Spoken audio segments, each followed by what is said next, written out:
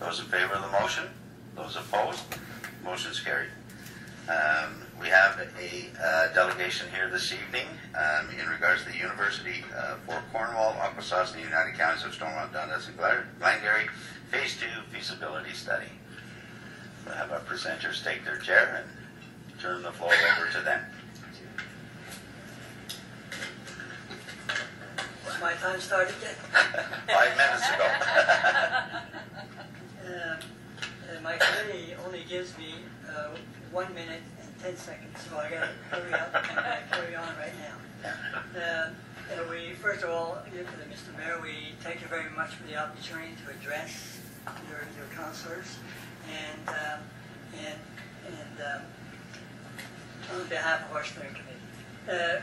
We started, 3 years ago with this mission. It's already 3.5 years, actually. But we have a strong steering committee, and we're not going to give up. We're going to get the job done.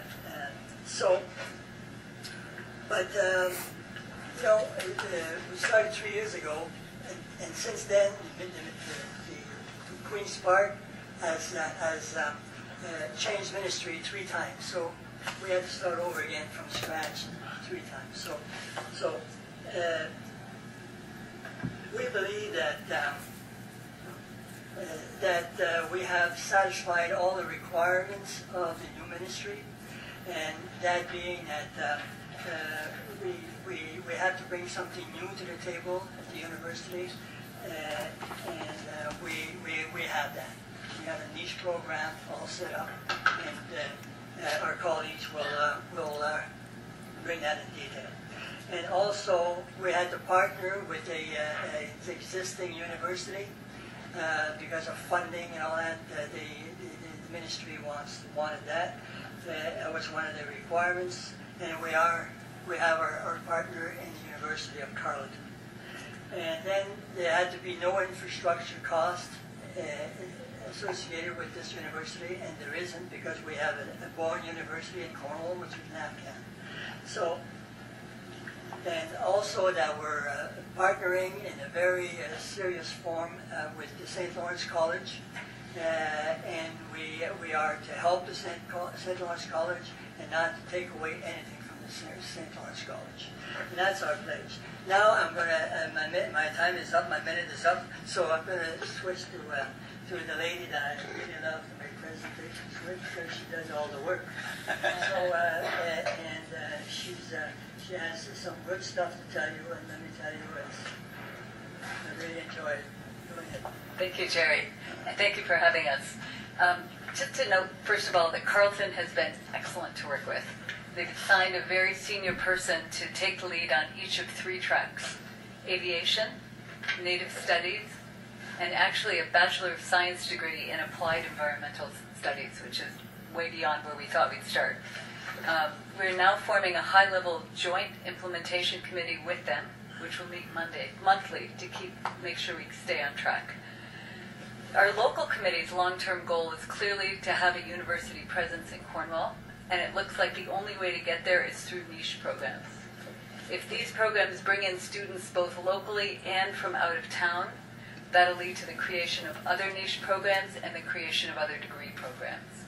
So to clarify, what we're actually applying for tonight is not a feasibility study for a university campus in Cornwall, but to assess the feasibility of building a Center for Excellence in Aviation Training at NAVCAN, and if that looks feasible, to actually bring in industry partners. Carleton wants to see success in the certification programs in aviation before considering a degree program, and if this venture is successful, it should really hasten that process. I'd also like to say that NAVCAN has been a super partner, investing time and resources in this project. They've hosted our meetings, they've helped in innumerable ways, and they've even gone so far as to bring in Gary Brown, who's here tonight. He's Director of International Training Programs, Director of International Training Projects and Delivery. They brought him in specifically to work on this project. Gary? There's a start button on that presentation if you wouldn't mind spinning it. We have also a student, also Kim from NAPCAN. She represents the management and the Campbell's DP.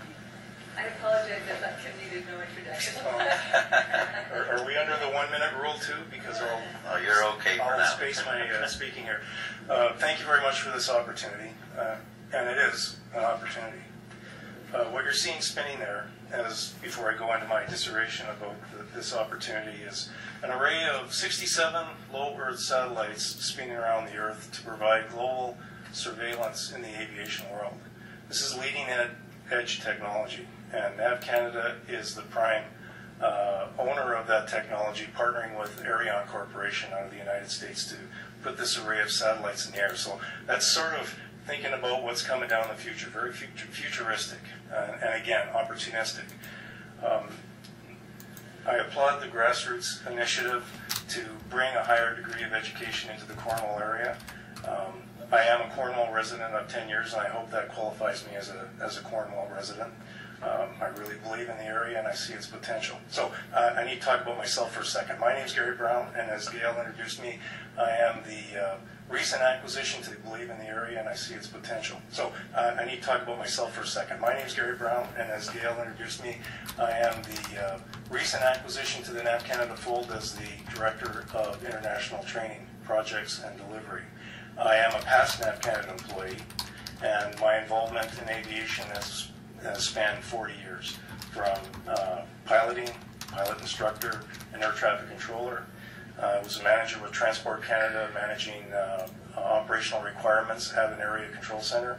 And under my NAV Canada operation, I was the manager of training for technical operations training, operational systems training, and more recently, international training. And that opportunity has given me insight to see what potential there is in the world, in the aerospace, aeronautics, aviation community. And to be able to bring something like that into this environment, looking ahead to the future, taking advantage of assets that currently exist in the Cornwall area, it seems like all the dominoes are lining up for a very exciting time for the industry, a very exciting time for Cornwall. And it just presents itself very well. So if there are any questions, perhaps I could field some answers for you. I think the program that you're considering and we're working towards would be the only one in Canada, right? They have these similar programs in the US. What we're envisioning is rather unique in the sense of partnering with a facility like Carleton University, for example, to have a very robust aviation program. I'll call it an ATM program, air traffic management. It covers all aspects from research to providing simulators and stimulators to do research, to do all sorts of aviation type training. Again, I want to leverage the local assets that are in the area. If there was an aviation program, there are facilities within a 20-mile radius of Cornwall that can do flight training, that are well equipped to accommodate that kind of need. So there are quite a few, again, opportunities presenting themselves that could lend itself to a very robust aviation training program. NAV Canada currently offers, in the International Training Division, we subscribe and adhere to the International Civil Aviation Organization, ICAO, as you may have heard on the news most recently, their standards for training, and offer ICAO what they're called ICAO 51, 52, 53, 54 courses, but essentially it's an aviation-related training program. So those commodities are already in place. Hitting the ground running with a program would be very easy to do. Expanding on that program is going to take some effort and initiative, but it could be well achieved. Sorry, I digress for a second. Kim mentioned about some of the facilities in Canada or the United States that I've had the opportunity to visit, and I'll cite one example.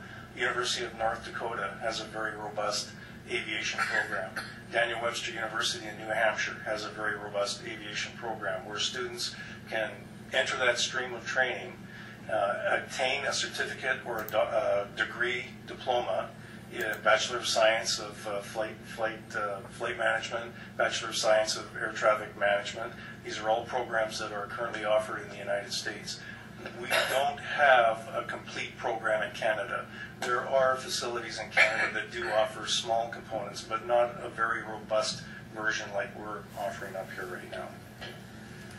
Anything else I should have? No, and that just would be the niche program that we would Yes. work with Carlton on. And this is a Gary Brown comment here, but I find it interesting that the three niches, and Mark, I think I'm stealing your thunder, but the three niches of aviation, First Nations, environmental, when you look at the development in Canada that's about to occur, three things have to happen. One, there are no roads, so you have to fly there. Two, if you're looking for something to get out of the ground in terms of a natural resource, it's going to require an environmental impact study. And the third commodity is you'll be dealing with First Nations and determining how to access that. So I find it interesting that those three niche programs are coming together. Yeah, three niche, but then again, the francophone portion or whatever is yes. still there, and also at the forefront. So it takes into consider all of them. Okay. Any questions so far? We're going to have the group from Raymond Chabot and Brent Thornton in a second there, but are there any questions for Gary or Kim? Councillor Frost. Thank you, Mr. Mayor. First of all, I have goosebumps. I don't know if my other colleagues do. It's a very, very exciting idea. Just the thought of having this actually to fruition is it's kind of overwhelming, to be honest. I'm curious to know how a curriculum would look like, and again, this is unique to Canada. So who would be in charge of developing that curriculum? And do you have an idea of what that would look like? Yes, I do. Again, the background in NAV Canada's training is that you build any curriculum based on a needs analysis, and you establish training objectives and enabling objectives, and you build your curriculum from that. That curriculum, in order to be recognized as a viable education commodity, is assessed and determine whether or not it can qualify for a certification program or a degree program. Our international air traffic control training qualifies for a certification program. The challenge with that, though, is it's a very small group when I talk about air traffic controller training, because there's only one company in Canada that hires air traffic controllers. There's a side group called Circle that do contract tower sites for Goose Bay and Southport in Manitoba, but it's a very small group. So I'm going off in a bit of a tangent. So if we were going to do an air traffic controller training program, those students would have to meet the NAV Canada criteria to get certified, but then still have to go through a NAV Canada training program in order to qualify. But in terms of the aviation, for example, if you were doing a flight training program, there are facilities, again, within the 20-mile radius of Cornwall that already have a certification program, international student program. It's called an ISP. And they have qualified for that. So again, there's pieces of the puzzle, and I appreciate you saying you're getting goosebumps about this, because it is an exciting opportunity. The pieces of that puzzle are coming together. Mm-hmm. They are, and it's a point well noted. There's work to be done, but the program on the NAV Canada side can very easily be transmortified into a certified training program. But the idea is to follow up. Students don't always end up being an air traffic controller. It can be in airport management. It can be in Thanks, Ken. Aerospace mechanical parts that actually Carlton already has in place that would marry the two together. Correct. Is the idea to have a few different degree options, or is it just Yes. The a answer Bachelor of Science with aviation management, aviation training? flight safety, airport management would be another one. System management programs, for example. And again, I look at the UND model as probably the one that, if you were looking for a comparison, to look at. So I'm a student. I think I want to get into aviation. It's probably the most exciting programs that are out there. But when I start, I envision being a pilot. And then I realize that flying's not for me. But within those programs, it's very easy to navigate into airport management or airport design or flight safety, for example. So, and all the courses that you're taking, those credits are transportable within those different themes. Okay. So Okay, I think we don't want to get into the programming or identifying the programming, because those are things that are yet to be determined or whatever. So I think what we got to do is get down to the questions in regards to moving forward, if the city is prepared to move forward. Councillor Rabat. Thank you. Just wondering, as you know, we have an airport. We own an airport. I say own very hard because we pay 93% of it. Is that this type of facility you just work to send some of the students in there for training, or because I visited it today and there's a lot of stuff there that I didn't know was there. I mean, mechanic stuff going on in there and everything else. So I'm just wondering, would that be when you have your students in place? Would that be the type of thing that you would do with, say, the Cornwall Airport or something? Have the students? I would say that's an ideal location and facility with existing infrastructure to meet those very needs that you identified. So, yeah, thank you. Okay. Yeah. Any other questions? Okay, we'll allow the presentation to go on. We have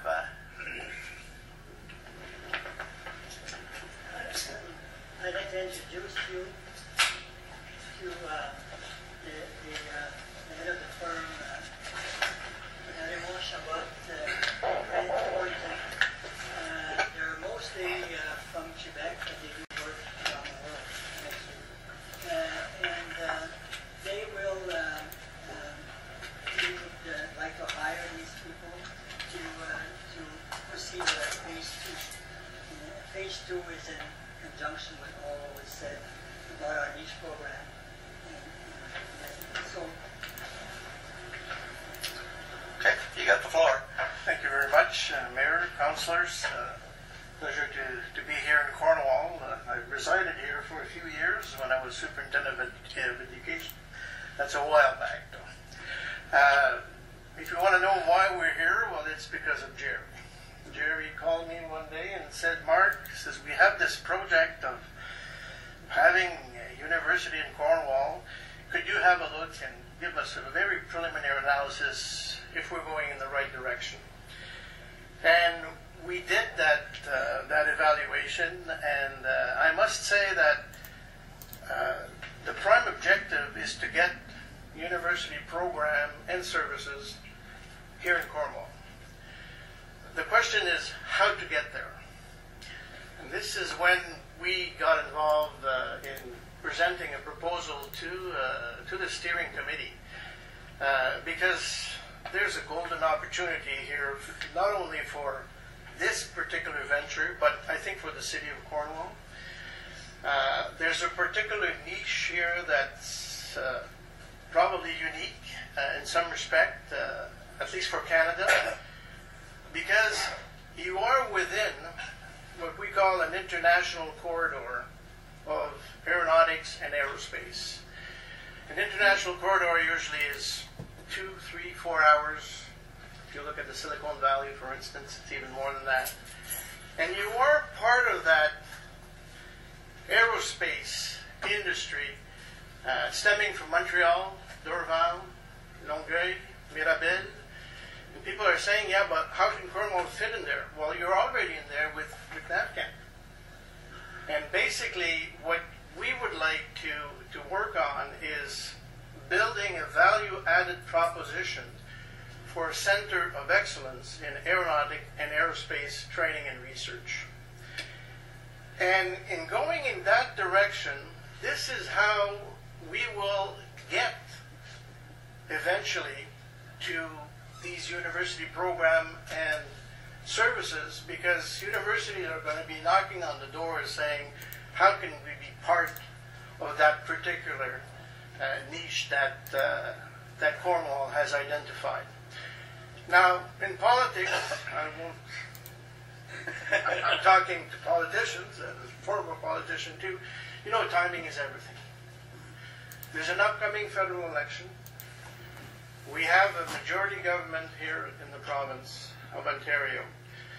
The timing is perfect to do something and to give Cornwall its fair share of the economic development, either of this province and of this country. I think that we can build something interesting. We are there to help the committee along the way. And of course, in building that value-added proposition, you have to have the network to go to the industry, because this is how you're going to interest government, and have industry participate with NAV Canada, which is a major anchor, in a Cadillac facility, the only one in Canada at that level, and interest the Bombardier of this world, the Textron, Bell Helicopter, Pratt & Whitney, CAE just got a contract with the simulators for China. All of that training has to occur somewhere. Why not here at this tremendous facility of NAV Canada? So we're here to build that value-added proposition, to build the business plan that will be necessary to meet these companies. And we do have that network because many of these clients, these corporate businesses, are already Raymond Chabot Grant Thornton's clients. So, but we need something to bring to the table. And basically this is the proposition that we have prepared for the steering committee. Dean Patelio would be our Dean Blatter, that I have not introduced, our project manager for this project. And we would involve our CEO in Ottawa, Matt Perron, which has international experience. He's worked in Europe for several years, worked with Euro Disney over there, and several mega corporations to, in fact, do the outreach and making sure that we get that corporate interest in order to get the government interest, in order to eventually get the Center of Excellence, in order to get the university programs that Gail and Jerry are so doing on. So that's my quick presentation. I don't know, Nina, if you want to ask. So my expertise, the reason that I'm here as part of the team in front of you, my expertise is in professional project management. I've been involved with many very large-scale projects. I've actually spent the better part of the last 10 years trying to do project rescues for projects that weren't planned correctly. As council here, I imagine you would like some very robust models of control. There's a lot of pieces of machinery here when you talk about this project and what it could potentially be. It's going to be very far-reaching. There's going to be so many stakeholders that are involved. And I think that's the proposition of value that we bring, is that we can ensure that you get the predictable outcome and the results that you're looking for. We're going to bring you that level of discipline and ultimately the stability that you're going to need for this. Okay. Have any questions, Councillor Klama? I do. NAVCAN has been very successful as a conference center, but it would be great to see it return to its original roots. But I wonder about how much would have to be poured into the infrastructure to bring that up to date, because the programs have not been running from there in a while. And this might be a question more for Ms. Coe-Turner or Mr. Brown, but I'm just wondering how feasible it is to return this kind of infrastructure, which I'm sure is brilliant, but things change within 6 months. So I'm just wondering how big a deal it is to return it to that function. Maybe a comment, and I'll ask you maybe to complete. One thing that's being perceived is that NAVCAN was getting out of the international trading aspect, which is not the case. Okay. And that could be confirmed by the NAVCAN people. And nationally, it's a different story because they're regionalizing. But that training is requested by many countries in the world for air controlling and so on and so forth. But imagine if you bring CAE here. CAE has the simulator contracts for the Dreamliner of Boeing. They're the mega corporation of the world right now for simulators and stimulators at the same time. So all of that makes this unique. I mean, les astres se rencontrent to make this happen, and I think that the timing for CAE would be interesting. Now, will they be a willing partner? We have to do the outreach, but we can't do the outreach without having something in hand to show them. Now, if you want to complete for the facilities. So, sir, can I just jump? Can I just ask that question back? I just want to make sure that I have my head around it. It is really the root question there. What's the state of the assets today? Do they require significant investment? Yes, yes. Okay, so now I'm going to give it to you. Yes, well, the assets itself is in very good shape. Nav Canada has been dedicated to put a lot of money into the infrastructure, so we have a whole wing right now, turnkey. You could tell me tomorrow that you had 25 classrooms administrative offices, labs. We already have air traffic control simulators there. We could turn the switch tomorrow. And right now, it's ready and available, and it's sitting there empty. Okay. As that wouldn't affect your conference It would business. not affect our conference business. The building is 630,000 square feet. I have 300 rooms in that building.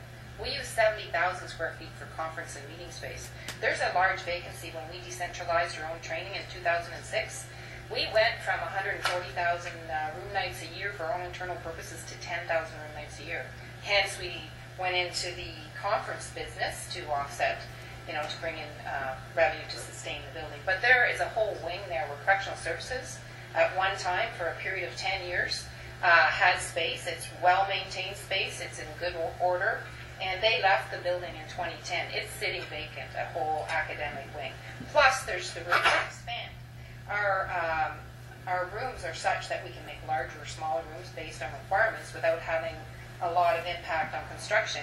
And we've been dedicated to put many millions of dollars into the building for, new HVAC and, all the infrastructure changes that's needed. So it might be a building built in 1979. But when we're actually getting the deans of the university in, they feel like it's a few years old. It was well built, it's structurally sound, and it's well maintained. And the technical assets are there still. Yes. So I guess that was more in line with my question, because I'm very familiar with the building and love that building. But we also have the technical operations training. So we have a radar on the building, and we have all of that infrastructure around the building, weather control, weather training. There's a lot of stuff sitting there that would enhance programs, and it's just not being utilized right now. Can I build on that just a little bit? So, as far as your process and where you've come and where you've been, understanding that you've already been through a feasibility study, what we're talking about here is, this sort of two-phased approach. We're going to continue along this path of due diligence, and we're going to reach out to the industry a little bit after we develop some propositions of value. And assuming that everybody's still saying, we're going to carry forward and this program makes sense, then the next level of due diligence is exactly what you're talking about. Just ensuring that the assets are going to align with the needs. If there's other investments, making sure that all of the stakeholders are very aware of that. And that's how we envision this. The second component of this will be actually a business plan that will address those types of things. And if CAE comes as a major anchor, let's say that they become the major anchor, well, they will come with their own simulator. There's no question about that. And that's where we need to work with NAV Canada to make sure that it's all well structured and organized. And Marc, you said les astres s'alignent. Is that in English? The planets are aligning themselves? Yeah. Well, I was looking at that. Yeah, you're obviously inspired there. But only that, I guess NAV Canada could talk to that. The training of many countries in the world for that very specific project is unlimited. Maybe you could expand a little bit on that, because we're 50% ownership of that company, right? Yeah, as I tried to explain at the beginning, what this truly represents is global surveillance for all the air navigation service providers in the world. They are all going to subscribe to this, and the best example to give you would be Malaysian Flight 370 that disappeared somewhere in the Indian Ocean. When this is in place, that's not going to happen. They'll be tracking every airplane in the world. And again, NAV Canada is leading the charge in terms of establishing the infrastructure and the way to distribute that information. So we'll be on the cusp, the leading edge. And I want to add one other comment to your question. I think he said it was just a matter of turning the light switch on. That's what it means. Okay. Anybody else? Okay. Maybe Jerry and Gail, you can come back up and get on the hot seat.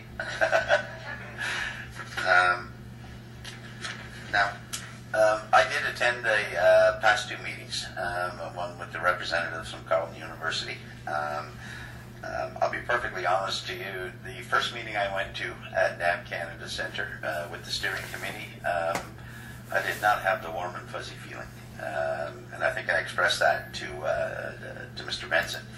I just didn't have it. That changed in the meeting with Carleton University, and then the second meeting that I just attended with NAV Canada representatives. representatives and representatives from Raymond Chabot and Thornton. So, anyways, the reason for the meeting is that because time is of the essence to complete the study, to get out there to do the outreach or whatever, prior to the break for, the summer from both the provincial and the federal governments, and the federal government going into an election, to go out and try to get some sort of commitments to go further.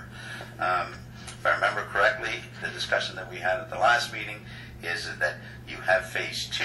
If the results of phase 2 are not good, and that is at a cost of $37.5, then they will not proceed to phase 3, and then we'll know where we stand. And there will be not that expenditure will not occur.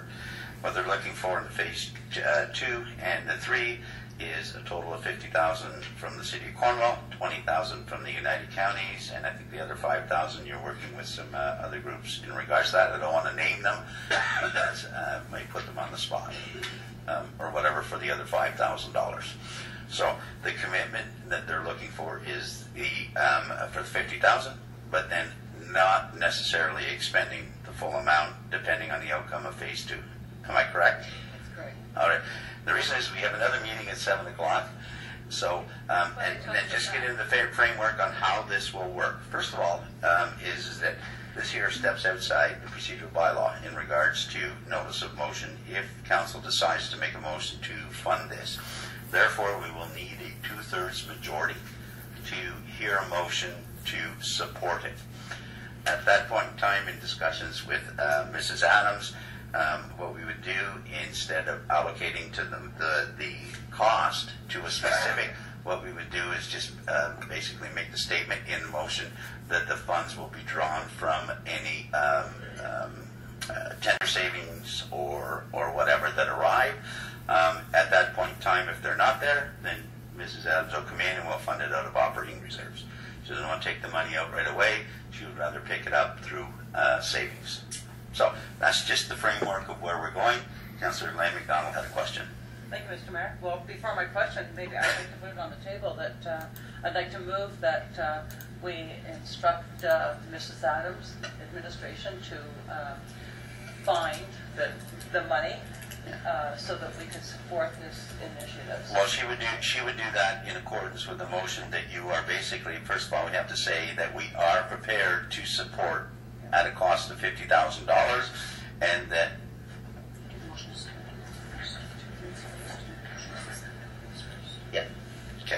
then at that point in time, then we'll deal with to fund it, but it'll all be one resolution. Before we hear the motion, we need 2/3 majority to hear it. Okay, so if somebody wants to make a motion that we step outside of the procedural bylaw to hear the motion, moved by Councillor Rovette, seconded by Councillor McIntosh. You've heard the motion, Council. Those in favor of the motion? The motion is carried.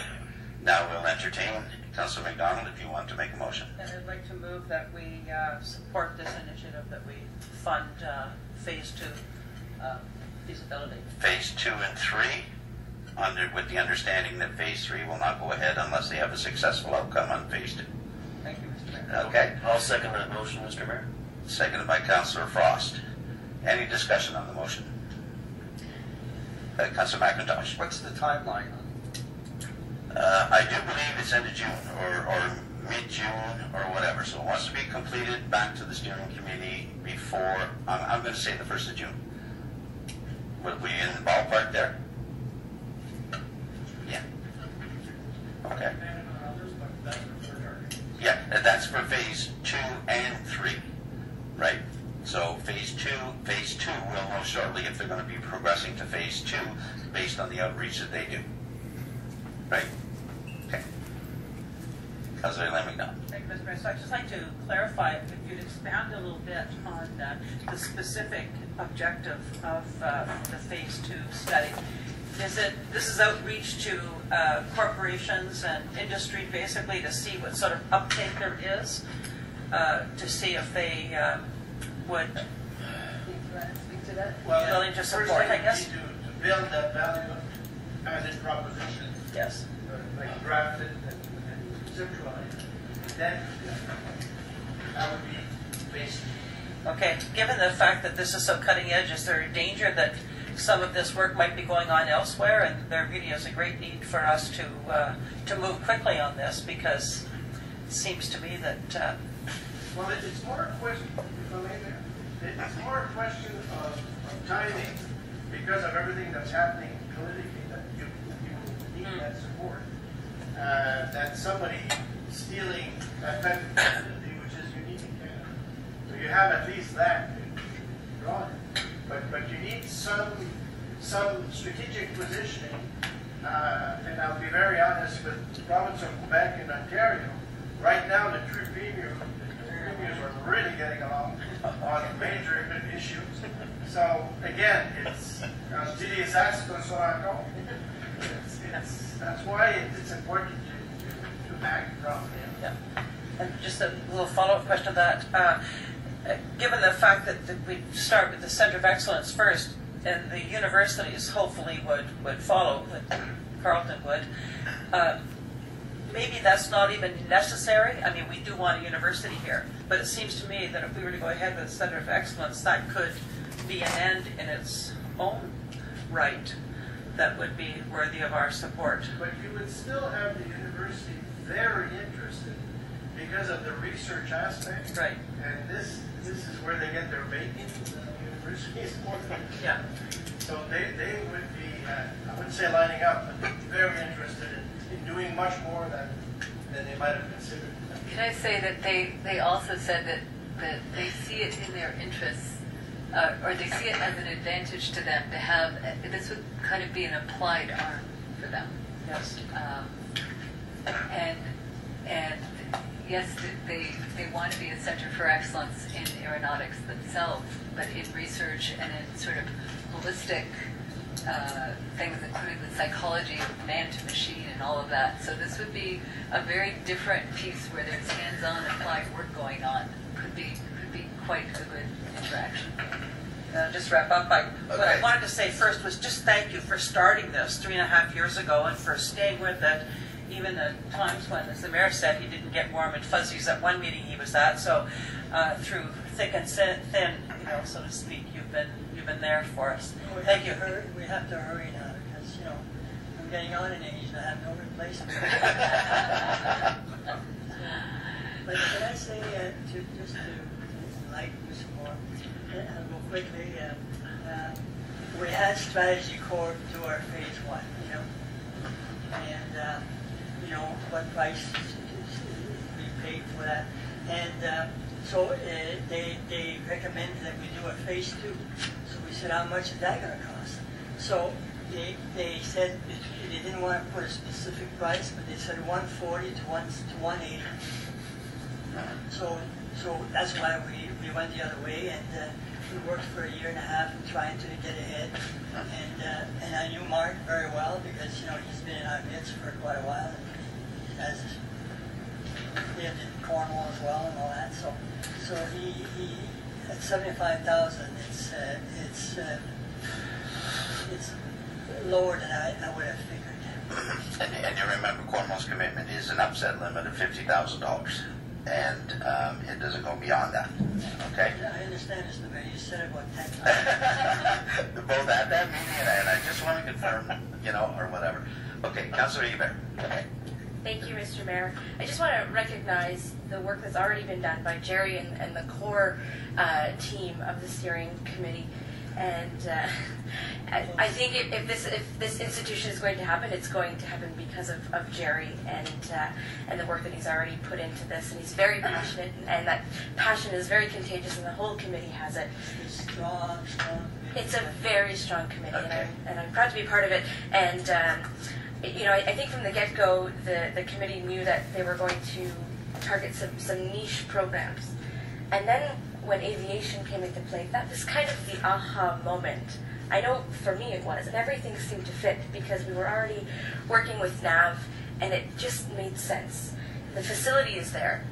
We couldn't be luckier to have this turnkey, as it's been mentioned, facility.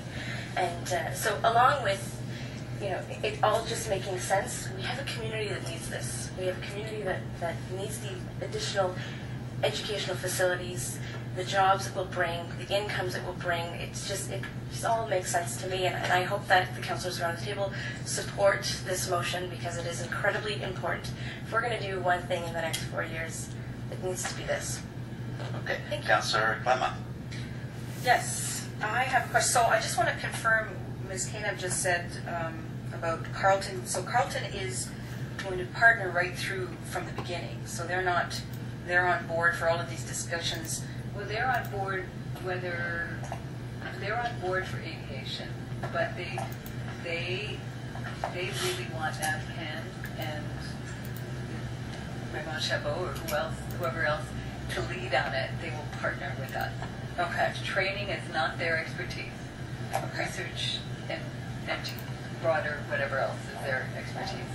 So, but they want to help, and they said that if they would like to help with the certification process, so perhaps there could be a certificate from Carleton as well as a certificate from NAVCAN, and perhaps they could send their students who are in the aeronautics and aviation engineering program here because they all want to become, or so many of them want to become pilots, and so there could be a lot of synergies.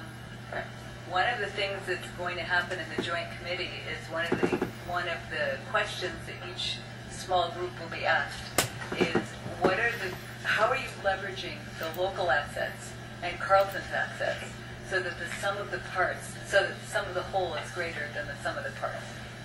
So that's really what's happened already with the environmental science. They started out looking at some kind of a maybe transfer program or something, and as they looked into it deeper, they realized that there are applied things that are being done here at the college and at the River Institute that they don't offer there and that they can't offer there. And so it was really a huge value add to have the two together. Okay. It's always good to hear from you. Thank you for adding that. I'm supportive of the project, especially in terms of the hopes and dreams piece. That's what this is about. I do have a question, though, about the budget. I mean, we just finished a very long budget process, a difficult budget process for us as a new council. It was a struggle. We met many times. I think we came through with something good and reasonable. But I want to ask our CFO, I mean, the idea of just finding the money, I'd like to hear something a little bit more concrete than that, because I think that we have put a lot of pressure on administration to simply find money, and it's not as easy all that. I just want to make that clear. So if I have that question answered by the CFO. Yep. Through you, Mr. Mayor. It's not that easy to find money. However, it's very early in our fiscal year. We know of a couple of items that have come up recently where there will likely not be expenditures. And so there'll be updates that come to council, and we'll have a first quarter update as an example. So we do have some challenges as well that will come forward in the first quarter. I'm simply suggesting that we don't necessarily if we want to withdraw money from our working reserves, we can. Per policy, what it means is next year, we're going to fund it. So whatever you take out of working reserves now, per our policy, it automatically gets added to the budget next year. Right.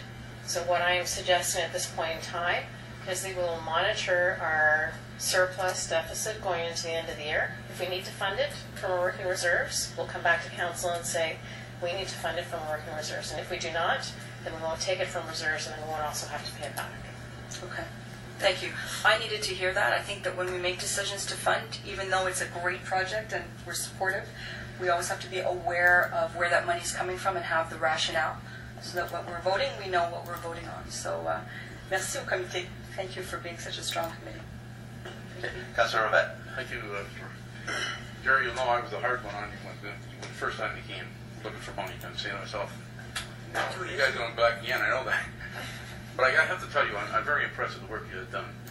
I just happened to stop by the airport today because this issue's coming up for council, and she indicated to me there's 23 nations that come to the area.